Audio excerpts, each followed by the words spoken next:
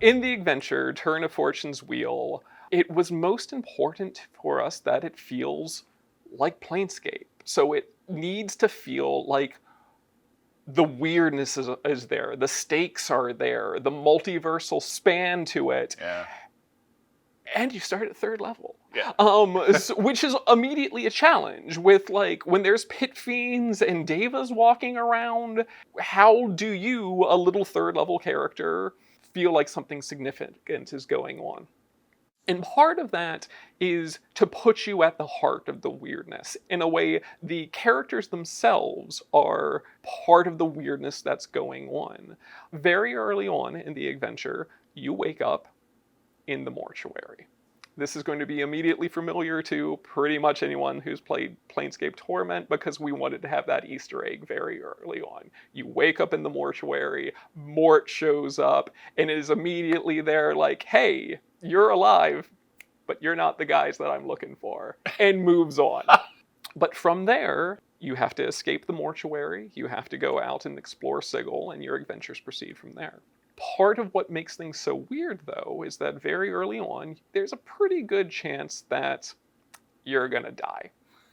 And when you die, that's gonna be when your DM is going to work with you to create 2 more characters.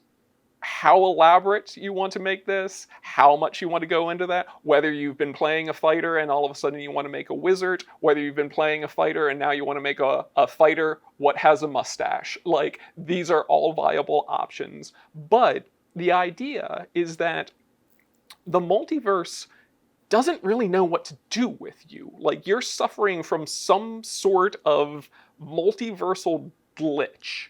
And your character, after dying, very soon after, reappears, but with a slight adjustment to it. Just some slight variations, some slightly different incarnation of them. And you soon realize that the multiverse doesn't really know who you are or what you are. So rather than sending you on to the afterlife or whatever have you, you come back in sort of a different probability variation of yourself. Right.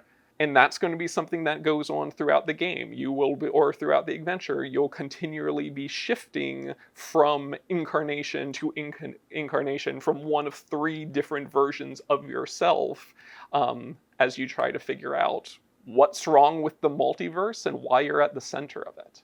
And hopefully it's not too big of a spoiler. At some point, you will be 17th level on top of everything else. Yes. And what I love about this, it's such a Planar kind of conceit of, like, something is broken, something is glitched, something is wrong. And that affects the players almost immediately. And it gives you a nice out for death. Because often death is something you have to worry about. You know, like, sometimes players die, but this is like a nice opportunity to, like, explore. Maybe I would like to play maybe a ranger instead, or a rogue, or a wizard. Like you can set that up in these alternate selves. Like, it doesn't just have to be me with a mustache or a goatee. It can be like a whole different species, a whole different class and subclass, all of that. Absolutely. One of the core elements of Planescape is the power of belief. So often we look at large systems or big ideas or like worlds or plane affecting elements as if they're resistant to small changes. Rather than having the multiverse be this thing where it's just like, no, the multiverse exists as it is and everything has its place and it all makes sense, and even if it means that an individual gets just bowled over by the forces of the multiverse, that is the way that it is. That's not the case in this. The power of belief in Planescape can change the entirety of the multiverse. One person, one character can, if they're out of whack or out of sorts, they can just be the first part of an entire cascade that might change whole planes, whole like immortal concepts, all of this. So even though the character is being sort of out of sorts with the multiverse in a way, seems like it might be a small thing, through their adventures, through what's happening to them, they set forth on this epic that has the potential to completely reshape the multiverse. I feel like there's going to be a really dark moment in some groups where they really need a rogue to open a door, or they really need a cleric, and they're just going to maybe off one of their own party to maybe play the odds. Maybe we're going to roll a rogue. Yeah, he's a great fighter, but we could use a cleric right now. Sorry, buddy, you got to go. Let's see what the glitch brings back. Yes, absolutely. And that's a feature of this, not a bug. There's going to be folks who ask, like, well, is there really any threat to the adventure if I know my character's just going to come back? It's like, yes, you're not coming back immediately. Yeah. Like, there's robust details in this on how to run this to make sure that, like, stakes still remain high. And we don't lean into things where it's like, oh, well, this machine could be shut down if you... Oh, you can gag the dragon if you throw 4 bodies into it. Like, we don't get into that. Yeah. But nothing, like, what goes down at your table stays at your table.